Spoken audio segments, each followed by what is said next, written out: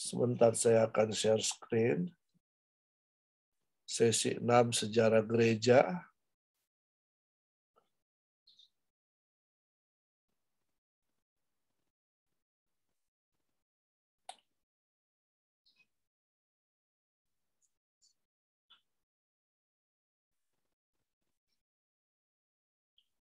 Ya, saya harap kita jangan takut untuk bertanya, ya.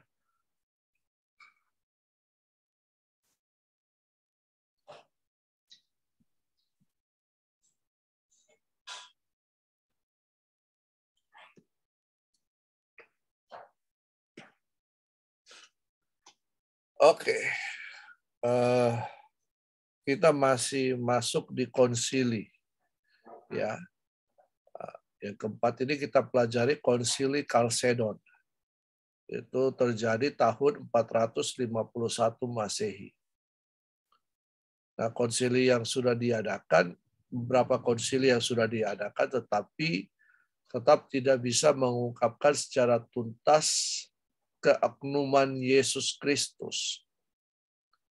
Kenapa demikian? Ya, jadi karena begini, Alkitab itu menyebutkan dengan jelas bahwa Yesus bukan saja mempunyai sifat keilahian yang sempurna, tetapi juga kemanusiaan yang sempurna. Kita mungkin pernah dengar bahwa Yesus itu 100% manusia, 100% Allah. Cuma saya menganjurkan jangan memakai kata 100%. Kalau 100% itu berarti persentasinya bisa berkurang. Jadi kita pakai bahasa Yesus itu sungguh-sungguh Allah, sungguh-sungguh juga manusia. Atau Yesus itu sepenuhnya ilahi, Allah, tapi juga sepenuhnya manusia. Kenapa? Karena di dalam kemanusiaannya yang sempurna itu berdiam keilahian yang sempurna. Kenapa sampai mereka tidak bisa menangkap atau mengungkap tuntas keagnuman Yesus ini? Kenapa sampai mereka masih membingung bahwa antara kemanusiaan dan keilahian Yesus? Karena filsafat yang ada pada waktu itu, filsafat yang ada, itu juga bertanya bagaimana mungkin Allah bisa bercampur atau berdiam di dalam kemanusiaan. Bagaimana mungkin manusia menjadi Allah? Nah, tapi justru Alkitab dengan jelas mengungkapkan bahwa pada mulanya adalah firman, firman itu bersama-sama dengan Allah, dan firman itu adalah Allah. Firman itu telah menjadi manusia dan berdiam di tengah-tengah kita. Firman itu telah berdiam di tengah-tengah kita.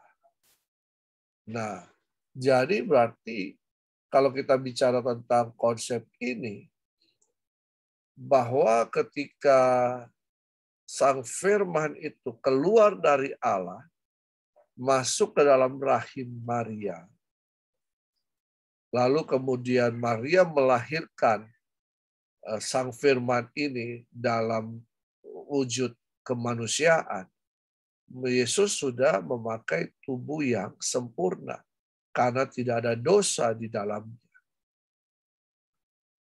Lalu pada usia ke-8 baru 8 hari baru Yesus diberi nama bayi itu diberi nama Yesus. Yesus disunat di situ. Kenapa sunatnya harus 8 hari? Ya, ada yang berkata karena menurut medis orang percaya pada waktu itu usia 8 hari itu darah itu tidak mengalir dengan baik sehingga kalau disunat pas ya, tidak ada pendarahan. Nah, dalam rangka menyelamatkan manusia maka Yesus harus menjadi manusia. Sebab itu kemanusiaan Yesus tidaklah penting dengan sifat keilahiannya. Kenapa? Ya, Yesus datang ke dalam Sang Firman itu datang ke dalam dunia, berinkarnasi menjadi Yesus Kristus. Tujuannya untuk menyelamatkan manusia. Suatu hari seorang ibu mengajak suaminya untuk pergi ibadah Natal. Seringkali ibu ini mengajak suaminya ini untuk pergi beribadah. Tapi yang menjadi pertanyaannya, bagaimana mungkin Allah jadi manusia? Nah, ini yang selalu dipertanyakan. Tapi kemudian, pada waktu Natal itu, ibu ini pergi sendiri karena suaminya tidak ikut. Yang dengan selalu bertanya, mana mungkin Allah menjadi manusia? Nah, dalam waktu itu tiba-tiba terjadi badai. Lalu kemudian dia khawatir dengan istrinya. Tapi ketika itu dia mendengar ada suara ketukan di kaca. Suara ketukan. Lalu kemudian dia mencari asal suara itu. Ternyata ada seekor burung yang lagi mematuk kaca untuk berusaha masuk ke dalam. Nah, sang bapak ini lalu berkata kepada burung itu, ayo lewat sini, lewat pintu ini masuk. Tapi burung itu terus mematuk kaca itu. Ulang-ulang kali, bahkan sampai sang bapak ini mau keluar untuk mengambil burung itu. Tapi ketika burung itu melihat bapak ini, dia langsung pergi. Nah, lalu dari situ muncul hikmat. Oh, iya ya. Kalau saya ingin menyelamatkan burung itu tadi, maka saya harus mengerti bahasa burung. Kalau saya mengerti bahasa burung, salah satu caranya adalah saya harus menjadi burung itu. Nah, begitu juga Allah datang ke dalam dunia supaya manusia bisa selamat. Oh begitu. Akhirnya sejak saat itu si bapak ini bertobat dan kemudian terima Yesus. Nah jadi kenapa Sang Firman ini harus datang ke dalam dunia? Tujuannya adalah untuk menyelamatkan manusia. Yang kedua untuk memperdamaikan manusia dengan Allah. Karena manusia sudah berdosa. Setelah kehilangan kemuliaan Allah, dosa ini menjadi pemisah dosa pemberontakan ini. Dalam kitab Kejadian pasal 3. Itu yang telah memisahkan sehingga manusia terusir keluar dari Taman Eden. Lalu yang ketiga sebenarnya Sang Firman ini datang bukan hanya mengemban misi menyelamatkan manusia, tetapi juga ingin mengembalikan manusia pada tujuan Allah menciptakan manusia itu. Ingin mengembalikan kembali posisi manusia. Apa posisi manusia? Kejadian 1 ayat 26 berkata, baiklah kita menjadikan manusia menurut gambar dan rupa kita supaya mereka berkuasa atas seluruh ciptaan. Kata berkuasa itu untuk mengelola. Jadi manusia ini menjadi apa? Perwakilan Allah untuk mengelola ciptaan Tuhan.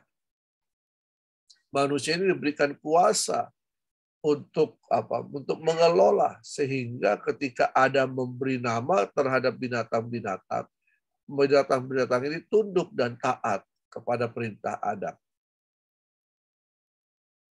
Mengelola, mengusahakan. Nah, jadi sebenarnya bumi ini telah diberikan kepada manusia untuk dikelola, untuk diusahakan, untuk kemudian dikembangkan, untuk menjadi sesuatu yang lebih baik lagi untuk kemuliaan nama Tuhan. Tetapi kemudian kita melihat Kejadian 3, iblis datang merayu manusia sehingga manusia kemudian jatuh di dalam dosa. Apa pengertian dosa di sini? Manusia diperbudak oleh iblis. Berarti kalau diperbudak, kuasa yang ada di dalam manusia ini telah diambil alih oleh iblis. Sehingga dikatakan kemudian bahwa iblis ini yang telah menjadi penguasa atas dunia ini. Hal itu dibuktikan dengan ketika Yesus dicobai di padang gurun. Lalu kemudian Yesus dibawa ke bumbungan bait Allah yang paling tinggi. Lalu kemudian Yesus diperlihatkan kepada seluruh dunia, keindahan dunia ini dan berkata, semuanya ini akan kuberikan kepadamu kalau kamu sujud menyembah aku. Berarti semuanya itu dunia ini ada di dalam tangan kuasa daripada si iblis. Nah, ketika Yesus ada di dalam dunia ini, ke Matius pasal 28 di situ dikatakan apa? Ayat 18, kepadaku telah diberikan segala kuasa.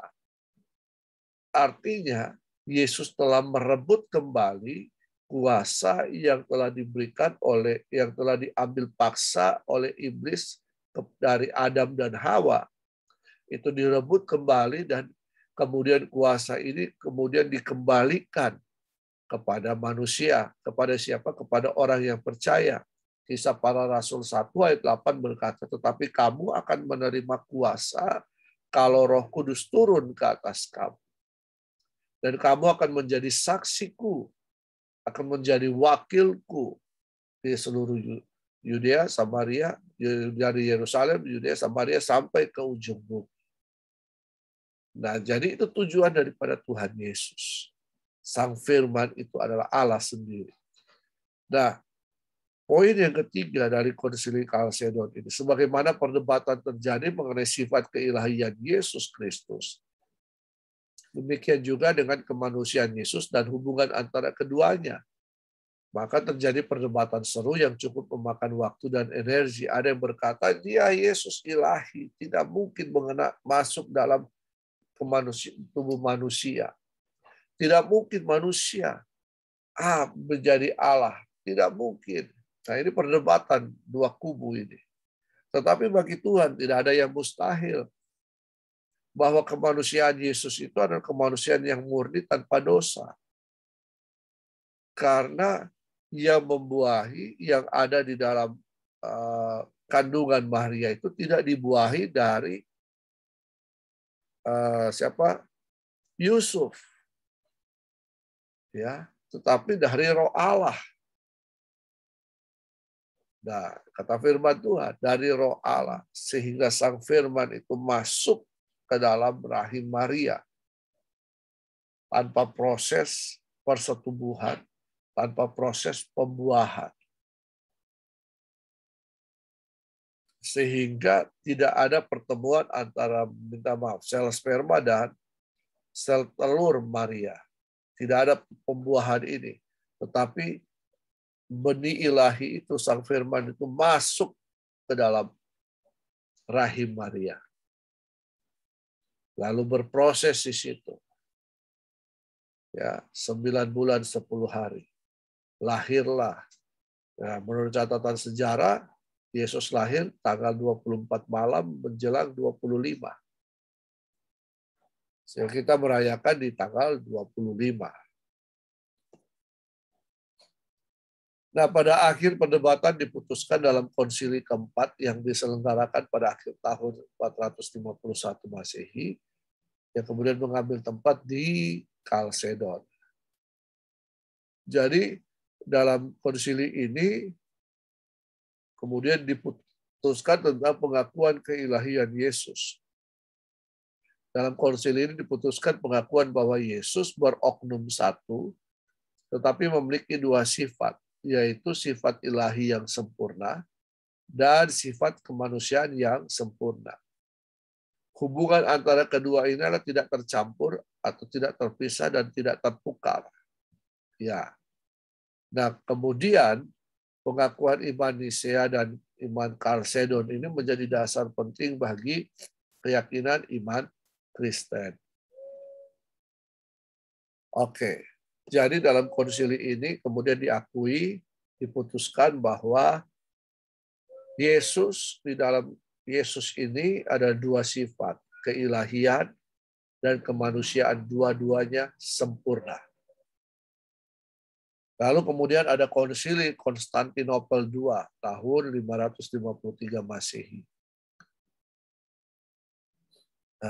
Dalam konsili ini mereka memutuskan untuk menolak ajaran tiga teolog dari Antioquia, ya, Theodorus dari Mopsuestia, Theodoret dari Siprus, dan Ibas dari Edessa, karena ya dianggap bahwa pengajaran mereka pengajaran Nestorius kita sudah pelajari 2 minggu lalu, ya.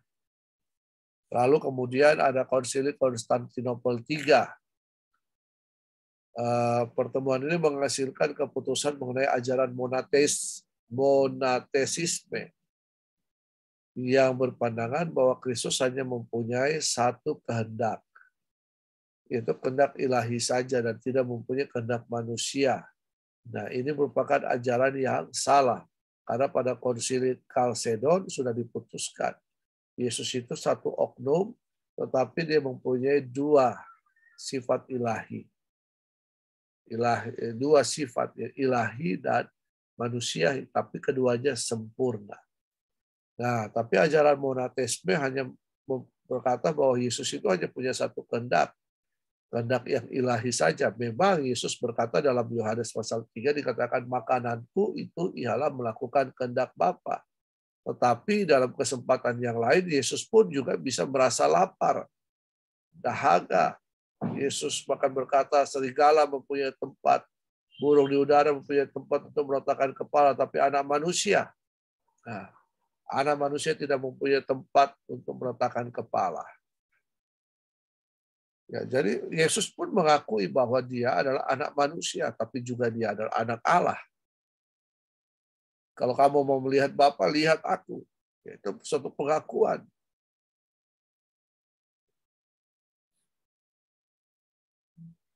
Nah, lalu kemudian ada konsili Nisea II tahun 787 Masehi. Dalam konsili dibicarakan tentang pandangan ikonoklasme yang menentang keberadaan gambar dan patung yang dianggap berlawanan dengan kebenaran yang terdapat dalam Keluaran 24, jangan ada padamu ilah lain, jangan sujud penyembah. Gitu. Dalam 10 hukum, ya di situ jangan membuat patung, jangan sujud penyembah. Lalu kemudian dalam konsili ini memutuskan memperbolehkan keberadaan gambar maupun patung dengan catatan bukan untuk disembah, latria, tetapi merupakan suatu penghormatan, proskuneo, ya, menghormat. Lalu kemudian konsili terus berkelanjutan, tetapi yang diakui gereja secara umum hanya sampai di konsili Nisea II saja. Nah, di sini diputuskan tentang atribut-atribut atau hal-hal gambar-gambar apa yang bisa ada yang dipakai oleh orang Kristen, ya. Tapi itu bukan untuk disembah, tapi sebuah penghormatan saja. Oke, kita masuk di ajaran monastisisme. Apa sih ajaran monastisisme? Bahwa konsili tadi di konsili mana Konstantinopel III menolak ajaran ini. Ya. Jadi monastisisme ini bertumbuh dan berkembang pada masa kekaisaran Kristen pada tahun 313 sampai 590. Nah, kita sudah pelajari di 2-3 minggu lalu bahwa pada waktu itu masa kejayaan kekristenan. Dan karena kenapa Kaisar Konstantinus kemudian memerintahkan untuk tidak lagi menindas orang Kristen. Karena pada waktu dia berperang, dia mendapatkan mimpi ada salib, ya, yang akan bersinar terang, yang akan membantu untuk menolong, dan dia akhirnya tahu itu adalah kepercayaannya orang Kristen. Lalu kemudian pada abad ke-5 Kekaisaran Roma itu dibagi menjadi 2 wilayah utama, yaitu wilayah timur yang berpusat di Bizantium dan kemudian wilayah barat yang berbahasa Yunani berpusat di Roma. Bizantium itu berbahasa Yunani, barat yang berpusat di Roma itu berbahasa Latin. Jadi ada dua, ya, jadi timur di daerah Bizantium, berpusat di Bizantium, berbahasa Yunani, kemudian di Roma, berpusat di Roma, berbahasa Latin. Kemudian terjadi serangan-serangan dari kaum barbar yang berakibat buruk pada kekristenan di barat. Tetapi kekristenan di timur tidak terpengaruh. Tapi kehidupan Kristen dalam bentuk baru, yaitu hidup di padang gurun, ini mempunyai arti yang besar bagi sejarah gereja. Jadi pada waktu itu kekristenan, kemudian orang-orang Kristen menyingkir hidup di padang gurun. Lalu kemudian dikatakan di sini bahwa dorongan asketis yang dialami oleh beberapa orang ini mendorong mereka untuk menjauhkan diri dari dunia dan hidup di padang gurun. Jadi asketis ini berpendapat bahwa kita harus mengasingkan diri dari kehidupan duniawi. Karena kehidupan duniawi, kehidupan sekuler itu tidak kudus. Ya, mereka harus melepaskan diri dari ketergantungan pada keduniawian, pada lembaga gereja, kepada kebangsawanan, dan dalam hidup bermasyarakat. Mereka masuk untuk bisa menyucikan diri. Nah, dorongan hidup asketis ini muncul bukan karena kebencian terhadap kehidupan dan kebudayaan, atau maupun karena kemunduran iman umat Kristen, tetapi agar supaya kehidupan mereka menjadi lebih baik dan lebih rohani lagi. Ya. Nah, ini menjadi lebih baik dan menjadi lebih rohani dengan cara mengasingkan diri. Jadi mereka hidup menyendiri, monakoi. Mereka menjalankan apa yang berat, ya, bermeditasi dan asekesis. Asekesis itu menyakiti diri sendiri, ya, askese. Jadi mereka bermeditasi dengan menyakiti diri sendiri. Ya, mungkin mereka bermeditasi di gunung, di gua, lalu kemudian di alam dingin, panas, ya. Mereka berkata bahwa itu sesuatu hal yang baik, itu sesuatu hal yang rohani. Nah, hidup monastik ini pada awalnya dimulai di daerah gurun pasir, Mesir. Mereka hidup menyendiri dan kemudian berpencar, hidup dalam kesederhanaan, doa, dan penyiksaan diri. Askese. Ya, tokohnya antara lain Paulus dari TB dan Antonius Agung. Lalu kemudian ada suatu kemajuan terjadi. Pada awalnya mereka hidup menyendiri, terpencar-pencar, tapi kemudian mereka mulai merasakan ingin kembali lagi untuk hidup tinggal bersama. Ya, bersosialisasi lagi, tetapi di antara mereka saja. Tidak lagi hidup terpencar-pencar, tapi menyatu. Lalu kemudian banyak orang datang dan tinggal dekat pada Antonius. Mereka mendirikan gubuk-gubuk di sekitarnya, ya, di tempat Antonius itu berdoa. Lalu kemudian setelah menyendiri selama 20 tahun, akhirnya Antonius Agung ini menerima pengikut dan kemudian muncullah kelompok anak Koreta. Apa itu? Kelompok yang mengundurkan diri dari dunia. Kelompok ini tidak mempunyai aturan dan ketetapan, tetapi mereka digembleng oleh pengaruh pribadi dan perkataan para pemimpinnya. Ya, jadi menjadi pemimpin pada waktu itu Antonius. Jadi dia yang menggembleng para pengikut-pengikutnya ini. Lalu kemudian muncul gerakan Cenobit atau hidup bersama atau hidup berkomunitas. Gerakan ini diprakarsai oleh Pachomius. Terjadi tahun 320. Jadi dia mendirikan biara di Tabernesi. Biara itu hanya berupa rumah dengan bilik-bilik kecil untuk puluhan pertapa. Lalu kemudian dia menetapkan sejumlah peraturan yang menentukan dengan jelas doa-doa apa yang bisa dipanjatkan, latihan rohani yang bagaimana, pakaian yang dipakai, pekerjaan tangan, dan kemudian berbagai disiplin-disiplin yang ada. Lalu kemudian dia juga mengangkat seorang pemimpin. Pemimpin ini kemudian disebut dengan nama Abbas, ya, Abbas. Ya, terjadilah Abbas ini mungkin dari kata abah, bapa, ya. Jadi dipanggil bapa, Abbas, ya. Sehingga terjadilah perkembangan para petapa ini dari hidup yang tidak teratur kepada kehidupan yang teratur dan kemudian dapat melayani di gereja dan dalam kehidupan sosial. Ini gerakan Zenobit, ya. Nah, di bagian timur, ya, di bagian timur ini lembaga monastik ini berkembang dengan pesat. Pakomius ini kemudian mendirikan biara-biara yang menampung murid-murid yang banyak, yang semakin banyak. Ya, tahun 346 Pakomius wafat, ia mengepalai 9 biara dan banyak ribuan murid.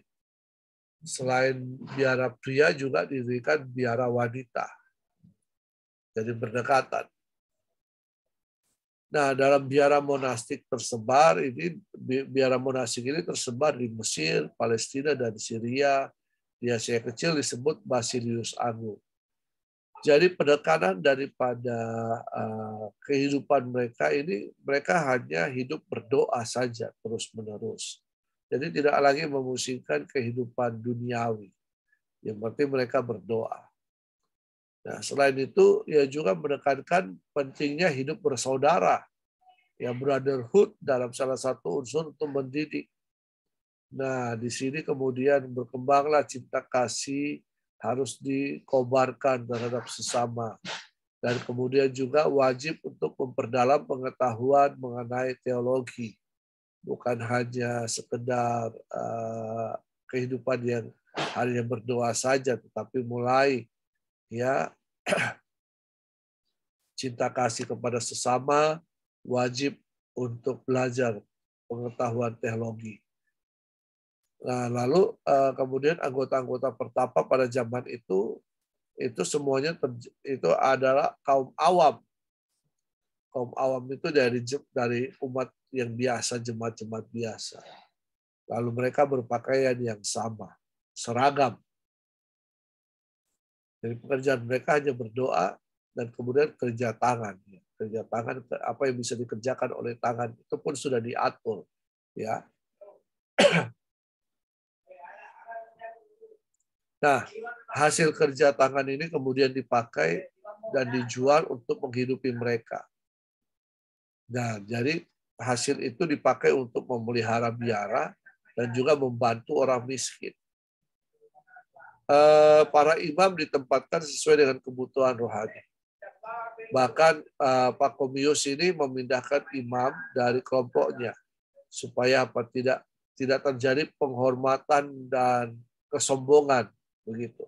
Jadi kalau sudah agak lama dia pindahkan supaya tidak terjadi kultus individu, ya, penghormatan yang berlebihan di situ. Sehingga dalam pelayanan sakramen ia mendatangkan imam dari luar atau imam dari tetangga, didatangkan untuk itu karena sudah tidak ada imam di situ. Dia tidak mau ada kultus individu. Tapi uniknya di sini bahwa biara-biara wanita dengan biara pria itu dibangun berdekatan agar supaya apa? Tujuannya bisa biara wanita ini bisa terlindungi karena pada waktu itu banyak perampok yang tinggal dan mereka ada di daerah padang gurun sehingga tidak terlepas dari bahaya sehingga ya mereka mungkin para wanita ini kalau perampok itu datang bisa merampok bahkan juga bisa sampai memperkosa mereka. Tapi kemudian ya biara berganda ini, di situ ada biara pria dan biara wanita, ini dilarang oleh Sinode Ars pada tahun 506. Oke, dalam konsili Chalcedonia 451 itu diteguhkan ada 28 kanon, meskipun tidak diterima oleh Roma. Dalam kanon itu dibahas juga masalah mengenai para dioses, klerus itu para imam dan para rahib. Ini kalau tidak salah ini pelajaran ketiga, para penatua, para imam dan rahib di situ ya. Para rahib ditentukan dengan norma-norma yang tetap. Jadi ada peraturan-peraturan yang mengatur kehidupan para rahib sehingga ya tidak terjadi kekacauan di sana. Lalu kemudian para rahib yang ada di kota dan di desa ini harus tunduk kepada uskup. Ya, mereka harus mengabdikan diri pada doa dan puasa. Dan tidak boleh meninggalkan biara tanpa persetujuan pemimpin. Nah, apabila mereka kembali ke dunia, ya para rahib atau ini kembali ke dunia, kembali ke pekerjaan sekuler misalnya, mereka terima jabatan-jabatan di sekuler, jadi bisa jadi jadi pegawai negeri kah, jadi camat kah, jadi kepala kampung kah, atau mereka menikah, ya mereka akan mendapatkan sanksi ekskomunikasi atau dikucilkan dari kelompok ini, ya kelompok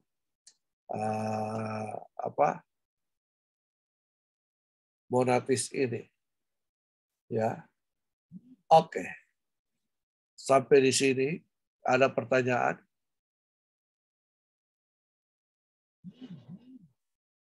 Mengenai konsili dan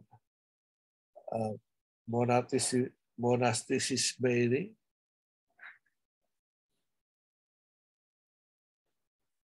Ternyata dulu kekristenan ada seperti ini, ya. Ada timbul pandangan-pandangan seperti ini, harus mengasingkan diri, kemudian harus menyiksa diri. Hidup hanya berdoa saja, berpuasa saja, lupa terhadap tanggung jawab untuk bagaimana kita bisa mengelola bumi ini. Ya. Apakah kekristenan hanya soal berdoa dan berpuasa saja? Tentu tidak. Tapi ada tanggung jawab untuk mengelola bumi ini, mengusahakan bumi ini. Ya. Oke, ada pertanyaan?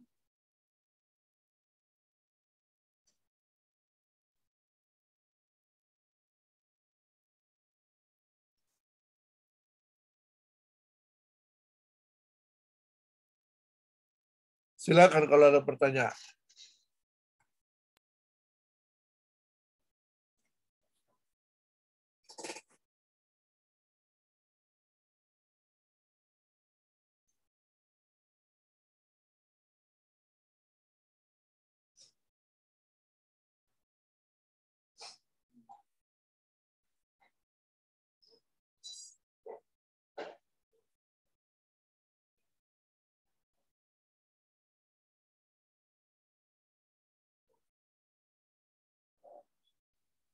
Gimana?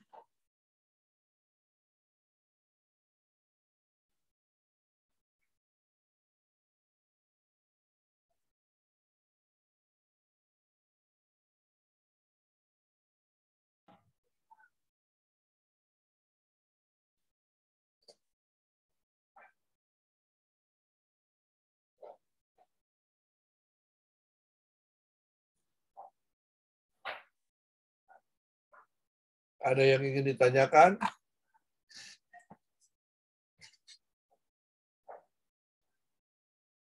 Silakan.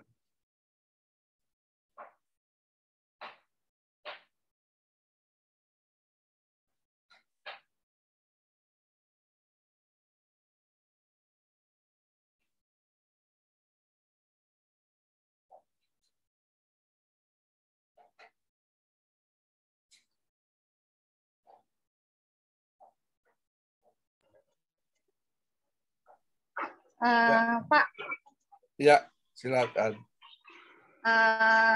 untuk yang tentang biarawan tuh kayak itu ya Pak ya, kayak Katolik punya ya. Ya, Kalau Katolik kan nggak boleh tuh.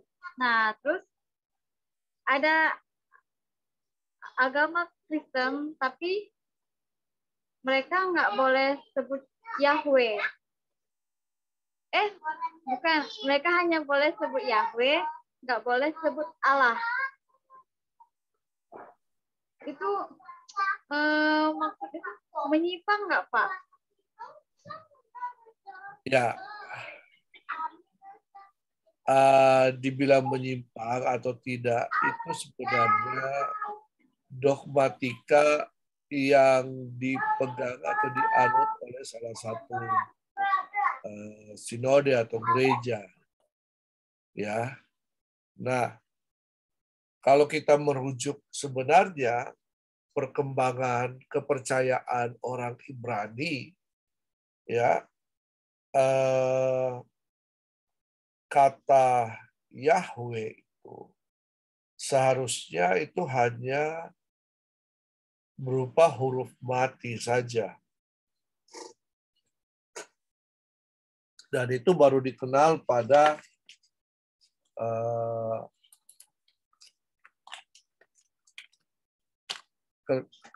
Keluaran, ya, di situ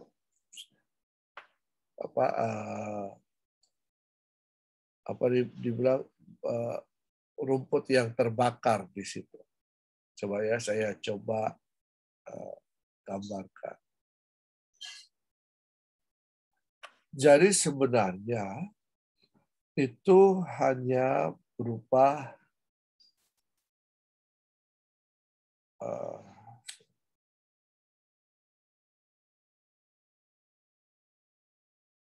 dalam bahasa Ibrani cuma begini dia.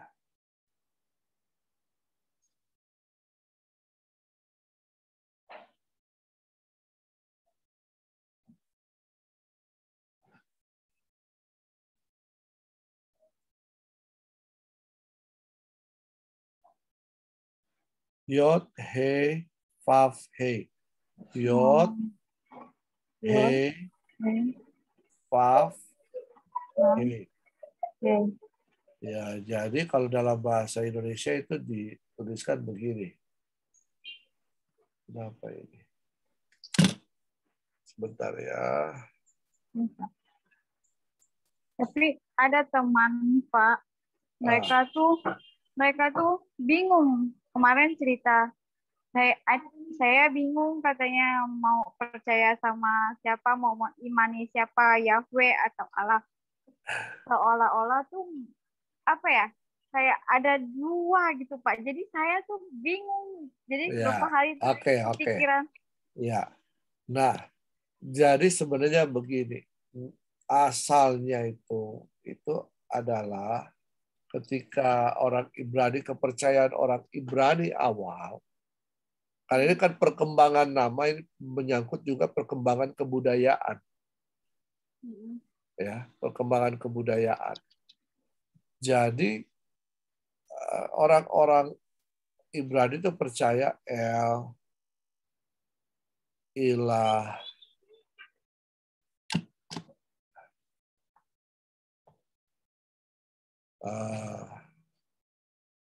jadi El, Ilah ini merupakan nama-nama yang sudah dikenal oleh suku bangsa yang ada di sana. Dan ini merujuk kepada apa yang dipercaya oleh orang-orang yang ada. Makanya kita mengenal namanya Elohim. Ya kan? El Ilah ini kemudian berkembang menjadi Allah yang kita kenal sekarang. Ya kan? Ini berkembang. Tapi apakah ini berbeda dengan ini? Ini sebenarnya tidak berbeda. Tidak ada perbedaannya. Nah, ketika ini muncul, ketika itu kan Musa bertanya, Musa kan disuruh Tuhan untuk membawa orang Israel ini, orang Ibrani ini keluar dari Mesir, ya kan? Dari perbudakan. Nah, kalau mereka bertanya, siapakah yang menyuruh? Ya, lalu Tuhan berkata, ya, katakan I am that I am. Aku ada, aku eksis.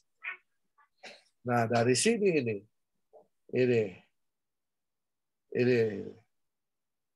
Kemudian muncul kata ini.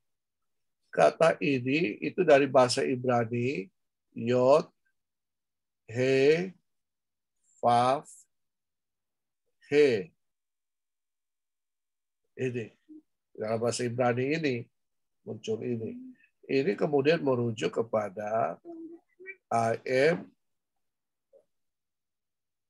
exist. Aku ada dahulu, sekarang sampai selama-lamanya. Akulah Tuhan. Ya, jadi akulah Tuhan di sini. Lalu kemudian oleh penerjemahan Alkitab, ya, lalu ini kemudian kata ini saya hapus dulu ya.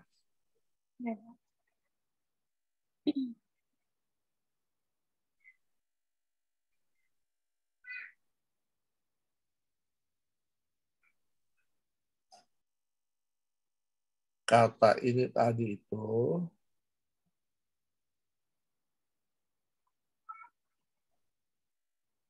atau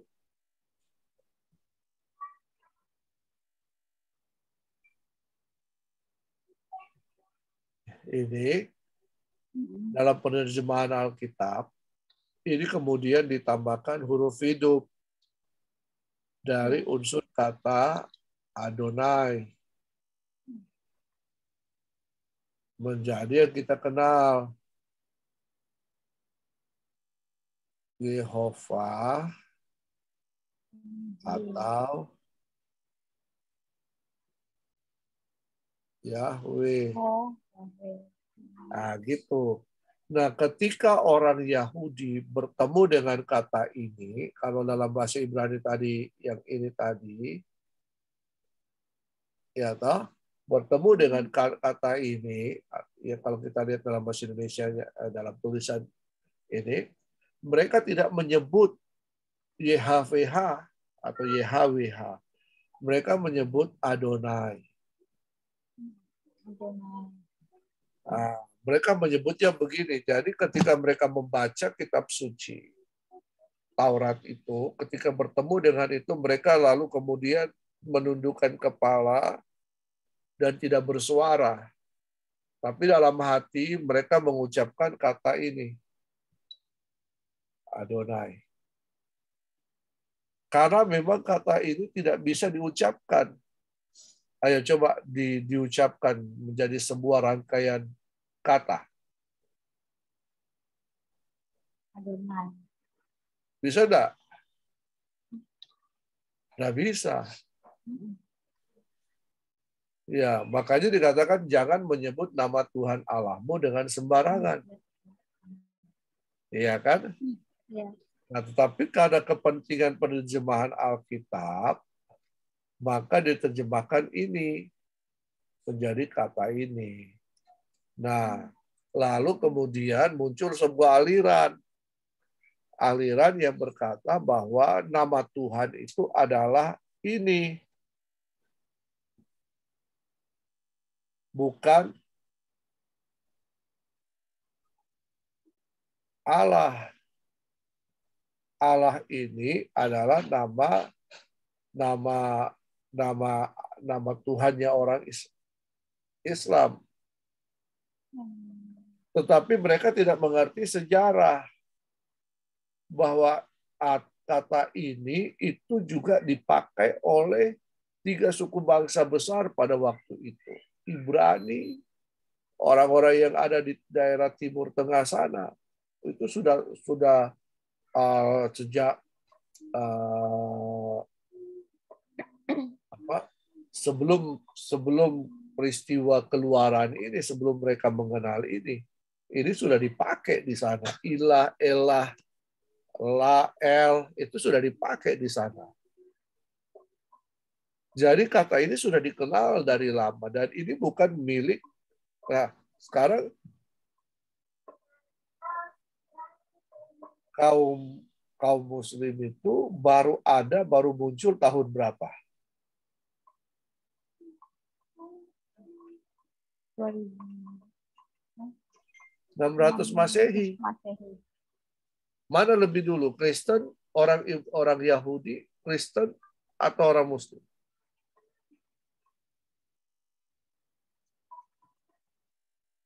Kristen. Ya, orang Ibrani itu sudah lebih dahulu. Orang Ibrani itu sudah lebih dahulu. Orang Yahudi, orang Ibrani ini itu sudah ada.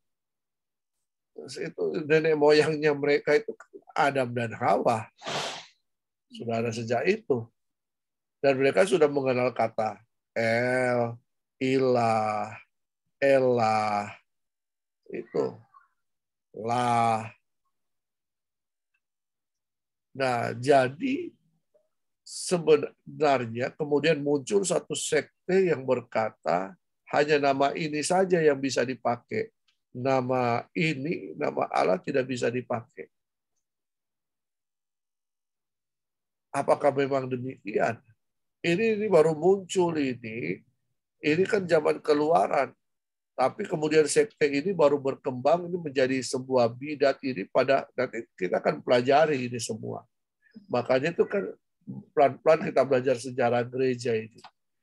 Nanti ada banyak bidat-bidat termasuk monastisisme tadi itu kan akan menjadi bidat semuanya itu.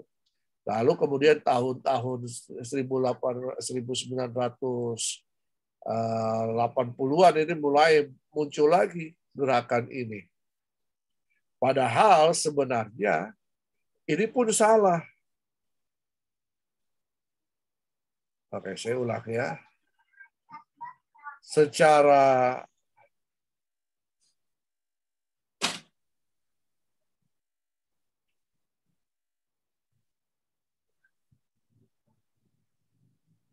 ini.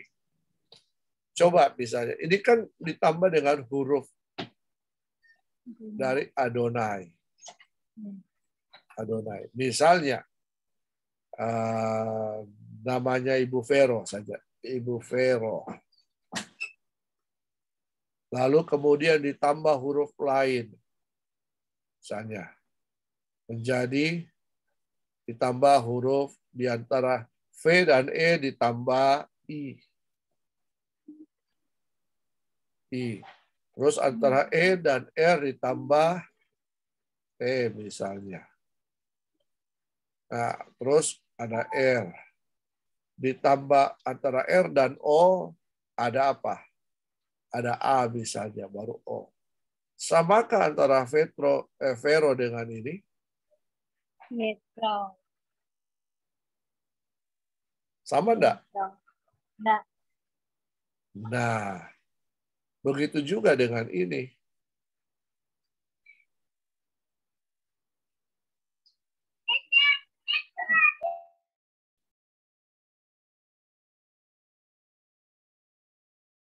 Sama enggak?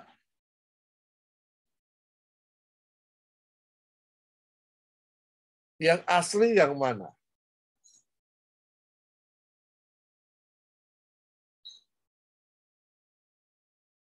Ayo.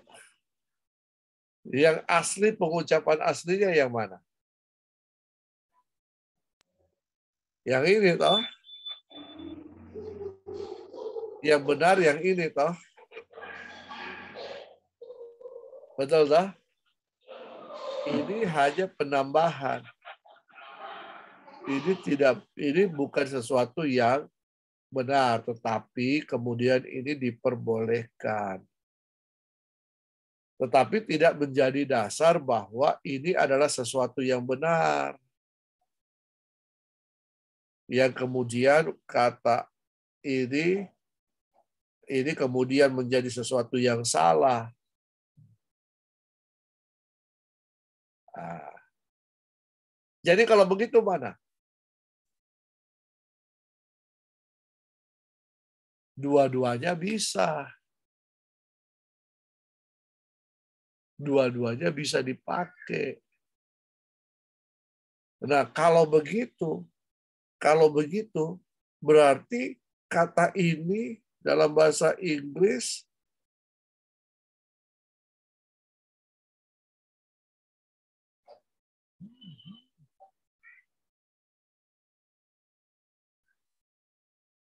tidak bisa dipakai juga berarti toh. Iya kan? Betul tidak? Betul, Pak. Nggak bisa dipakai. Nah, bagaimana dengan pengucapan uang matoa, Gusti Itulah Yesus? sama itu kan anak Tuhan. Ya, gimana?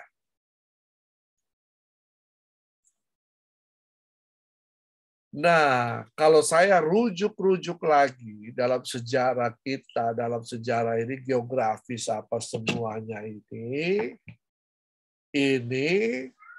bisa jadi nama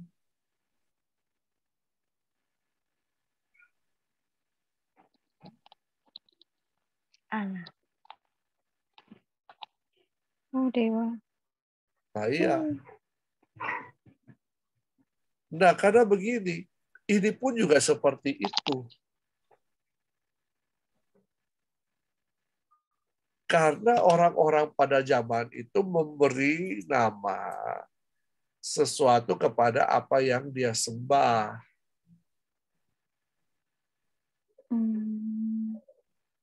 Ya kan? Siapa? Tapi kemudian kita kan bisa modifikasi kepada siapa kita menyembah. Gitu. Jadi bagi saya, ya saya ngajar di daerah di gerejanya mereka. Jadi saya berkata bahwa ini hanya persoalan dogmatis saja. Apa yang kalian percayai silakan, tetapi jangan menyalahkan orang yang tidak memakai kata Yahweh, tapi hanya menyebut nama Allah. Karena semuanya merujuk kepada satu sebenarnya. Nah, ini dia. Saya kasih masuk di sini, saya urus lagi di sini. Nah, ini sebenarnya apalagi kita sudah mau dekat Paskah ini, Jumat Agung. Nah, dalam bahasa Ibrani tadi kan saya katakan Yod,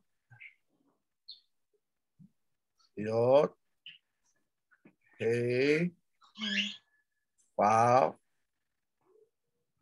He.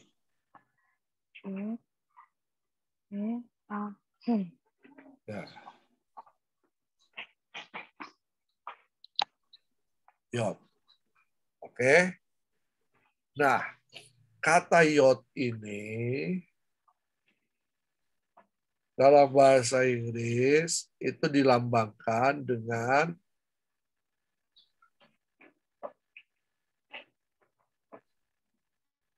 sorry.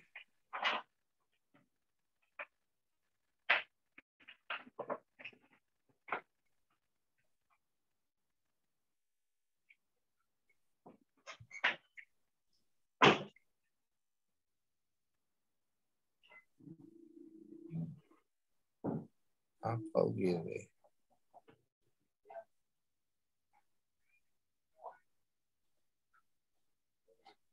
Dengan tangan, nah ini kalau nama tertulis ini.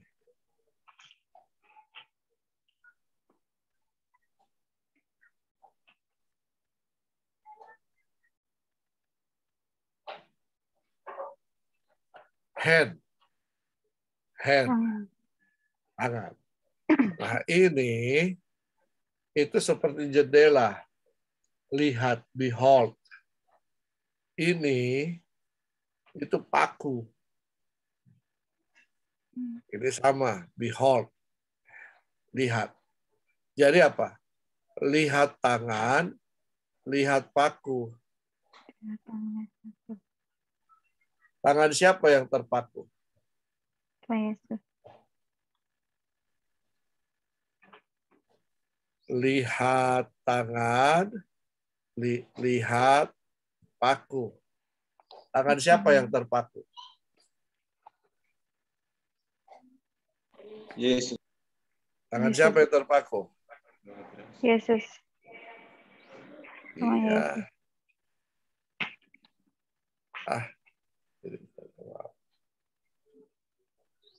Salib.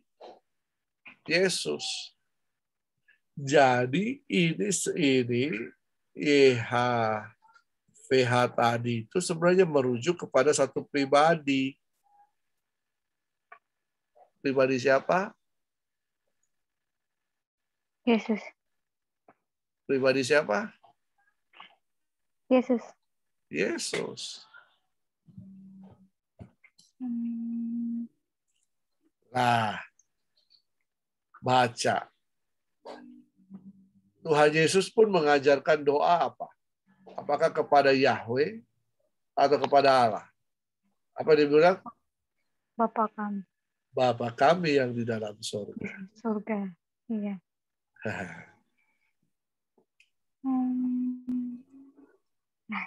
Paham, Pak. Paham. Paham ya? Jadi tidak usah bingung. Mau pakai yang mana? Iya, kemarin bingung, Pak. Lagi teman katanya bingung mau ibadah di mana, katanya mau bingung mengimani siapa katanya. Imani Yesus. Mengimani Yesus. Mereka tahu imani Yesus, Pak, cuma kan sebutannya tuh itu yang buat mereka bingung. Aku juga bingung ditanya sama mereka. Jadi tidak usah bingung-bingung bilang. Yesus itu Iya, Tuhan dan Raja kita. Jadi sembahlah Yesus. Ya. Dan saya lihat kemarin Alkitabnya juga agak beda, Pak, sama Alkitab yang kita. Ya, itu dogmatisnya mereka sih. Iya. Jadi kita jangan terpengaruh dengan itu. Kita percayai saja apa yang kita sudah percayai. Iya, Pak. Ya. Kalau Ya, jangan dikhawatirkan. Tetap mau apakah dari dulu kita pakai nama Allah tidak ada mujizat? Apakah hanya dengan memakai nama Yahweh Ya, baru ada kata Yahweh. berkata? Ini salah satu yang salah. Coba baca Kejadian 1 ayat 26, 27, 28. Coba baca. Ayo. Kejadian 21 ya, Pak. Kejadian 1. Kejadian 1 ayat 26 ya, Ayat Pak. dari 26 sampai 28. Berfirmanlah Allah, baiklah kita menjadikan manusia menurut gambar dan rupa kita, supaya mereka berkuasa atas ikan-ikan di laut dan burung-burung di udara, dan atas ternak, dan atas seluruh bumi, dan atas segala binatang melata yang merayap di bumi. Maka Allah menciptakan manusia itu menurut gambarnya. Menurut gambar Allah diciptakannya dia laki-laki dan perempuan diciptakannya mereka. Allah memberkati mereka. Lalu Stop Allah sampai berfirman. di situ. Stop sampai di situ. Ayat 28 disebut apa? Ayat 28. Beranak cuculah dan Stop bertambah banyak. Yang di awalnya, kalimat awalnya. Oh, kalimat awal. Baiklah kita menjadikan Bukan, ayat 28. manusia. Ayat 28, kalimat 28. awal. Ayat 28. Allah memberkati mereka. Stop. Sampai situ. Jadi, di sini disebutkan Allah memberkati mereka. Mereka ini siapa? Kita anak manusia. Adam dan Hawa. Adam, manusia pertama. Memberkati mereka dan kita keturunan dari Adam dan Hawa. Berarti dari awal Tuhan itu sudah memberkati manusia.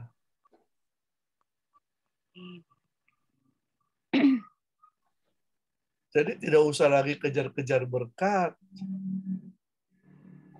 Dalam nama ini kita diberkati, dalam nama itu kita tidak diberkati. Dari awal Tuhan sudah memberkati kita manusia. Ayo peristiwa penciptaan.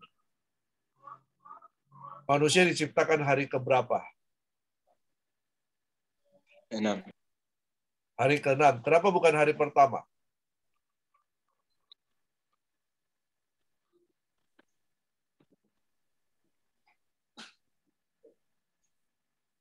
Kenapa harus hari ke-6? Kenapa bukan hari kedua? Kenapa harus hari ke-6? Karena Tuhan Yesus ingin memberikan yang terbaik buat anak manusia. Bukan hanya itu. Allah menyiapkan segala sesuatu yang manusia perlukan. He provide us. Dia menyediakan segala sesuatu yang kita perlukan. Jadi dia sudah siapkan segala sesuatu, baru manusia itu diciptakan.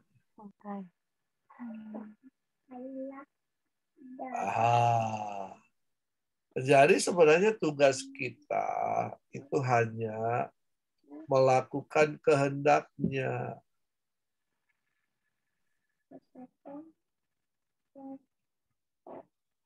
Berkat itu sudah menyertai kita. Kalau kita hidup di dalam jalan-jalannya, maka berkat itu menyertai kita. Tapi kalau kita mengejar berkat, maka berkat itu akan menjauh dari kita. Tapi kalau kita kejar Tuhan sumbernya, berkat itu yang akan mengejar kita. Jadi ingat, anak-anak misi, ingat bahwa jangan kejar berkat. Kejar sumbernya. Siapa sumber pemberi berkat? Tuhan. Jangan berharap hanya kepada manusia, tapi berharap kepada Tuhan. Kasih Pak. Ya toh?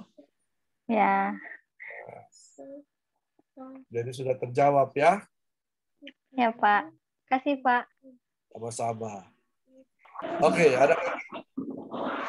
Pak, apakah kita berdosa apabila kita tetap menggunakan kata Allah? Siapa bilang berdosa? Mana ayat?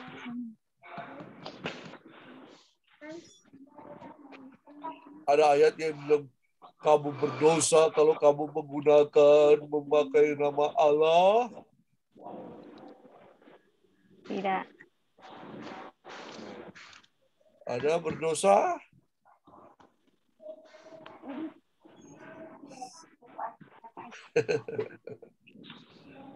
Jangan takut.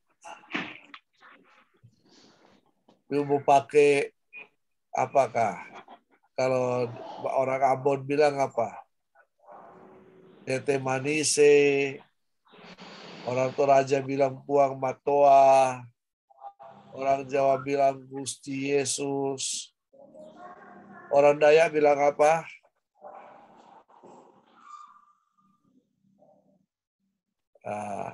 Untuk menyebut nama Tuhan. Jubata. Ya, debata. Kenapa harus takut? Ya, Pak Win. Ya. Dewata. Ya. Kalau orang Dayak nama Tuhan itu Dewata. Dewata. Iya, yang penting kita. Nah, lihat Paulus. Paulus ketika datang di Efesus atau di mana, waktu dia mau menginjil di Tesalonika. Saya lupa di mana. Ya, kalau bantu saya. Ada satu dewa yang tidak ada, satu patung yang tidak ada namanya. Ya toh. Lalu Paulus berkata, ya, ini dewa yang tidak ada nama, inilah yang kami percayai. Inilah Tuhan, inilah Yesus.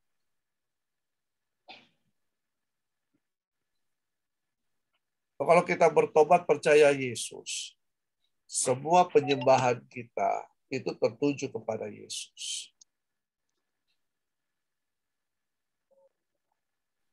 Oke? Ya. Jadi jangan takut pakai nama Allah. God, Lord. Ya, itu hanya soal penyebutan saja. Kalau perlu pakai nama Bapa, Bapa di surga. Siapa yang melarang kita? Ya. Gimana? Obed, Rocky? Ya. Ada lagi yang ingin ditanyakan? Ya Pak, ini saya mau bertanya sedikit Pak. Ya. Di dalam Alkitab ada 3 cara penulisan kata. 1, kata Allah ditulis dengan huruf besar semua, contoh Allah. 2, kata Allah dengan huruf Allah yang besar, huruf A. 3, kata Allah dengan huruf Allah, huruf kecil. Apa perbedaan, Pak? Perbedaannya. Oke. Kata Tuhan dengan huruf besar itu selalu merujuk kepada YHWH.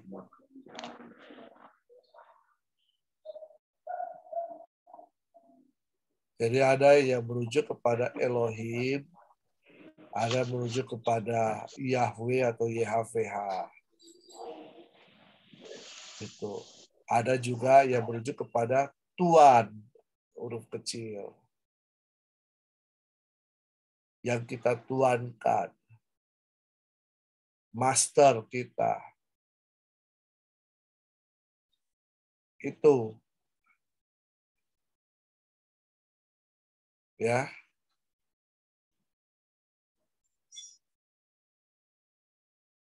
Ngerti sih?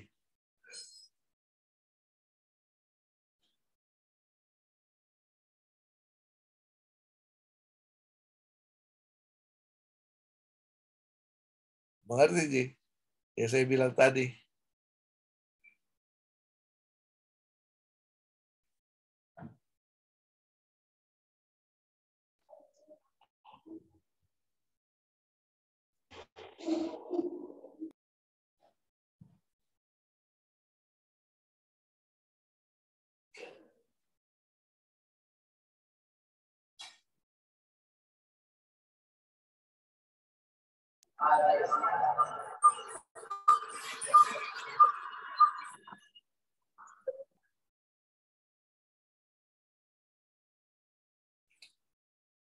Sudah, Obed?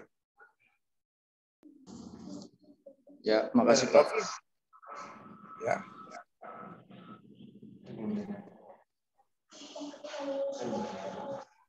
Oke, satu lagi. Ada pertanyaan terakhir. Ya, ini Pak, saya mau tanya sedikit tentang mengenai kematian dan kebangkitan. Arti dari kata Paskah. Paskah ini apakah merujuk kepada kematian atau kebangkitan ya? Paskah itu berasal dari kata pesak, dilewati. Itu dilewati ini kan kisahnya bermula dari orang Israel keluar dari tanah Mesir. Jadi pada waktu itu mereka disuruh untuk memakan domba, dibakar sampai habis dengan makan sayur pahit, tetapi kemudian darahnya itu harus dilabur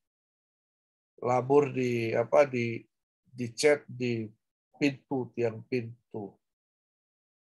Nah, rumahnya orang-orang yang tidak ada tanda itu, maka akan terjadi kematian bagi anak-anak sulung mereka, termasuk di istana Firaun.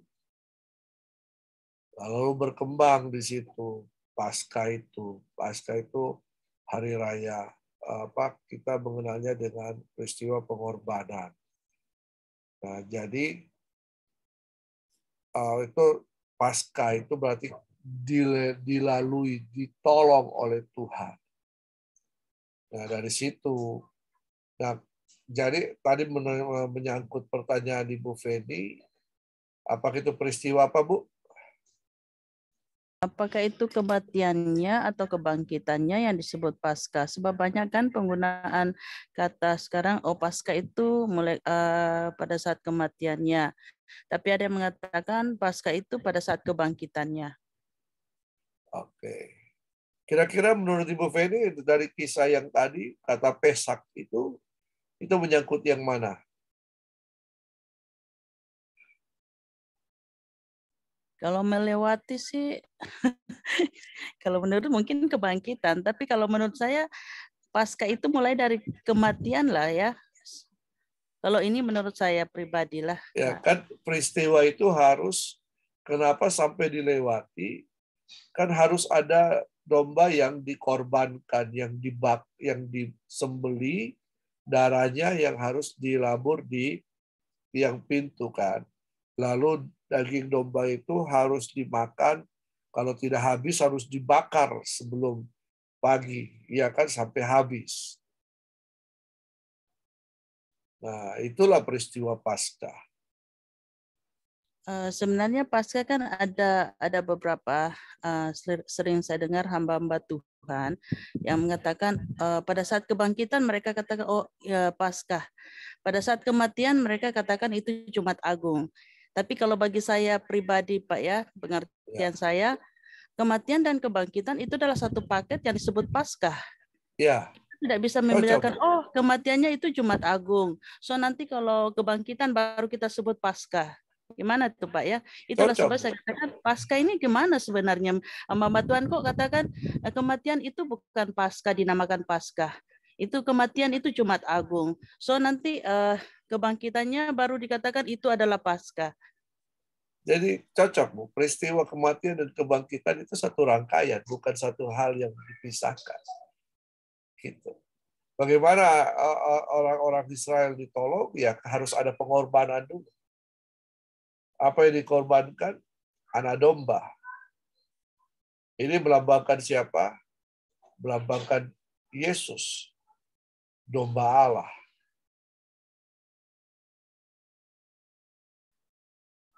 Tanpa adanya pertumpahan darah, ya kita tidak akan mengalami keselamatan. Jadi apa yang dipahami oleh Bu Feni cocok seperti itu. Tidak ada kebangkitan tanpa kematian. Tidak ada kelepasan tanpa pengorbanan.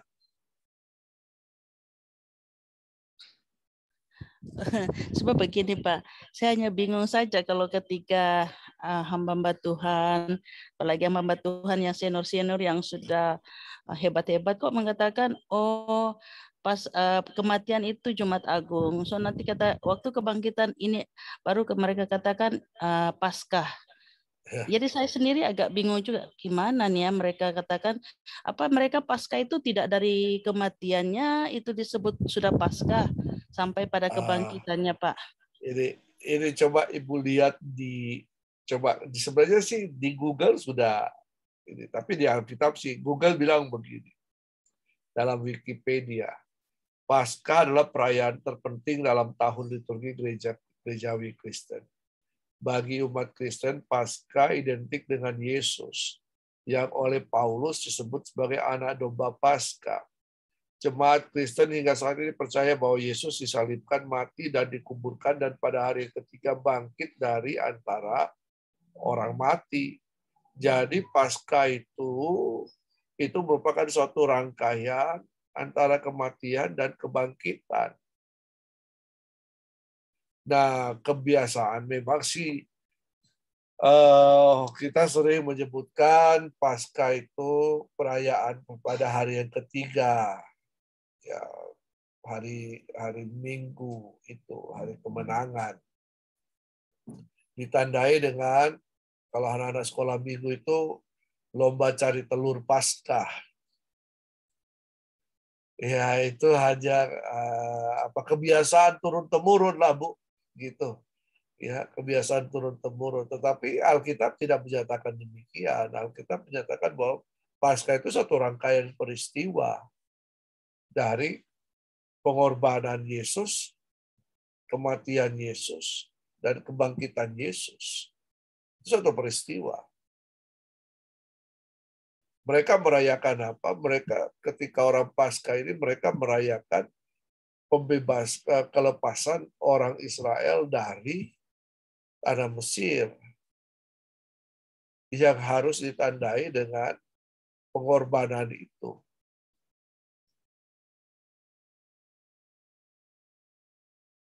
Begitu, Bu. Oke, Pak. Oke, Ya, terima jadi kasih. tidak usah bingung-bingung lagi, Bu ya.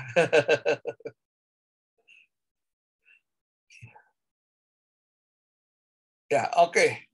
Saya kira ini pertanyaan terakhir. Ya, saya kembalikan kepada ketua kelas atau Pak Win, silakan.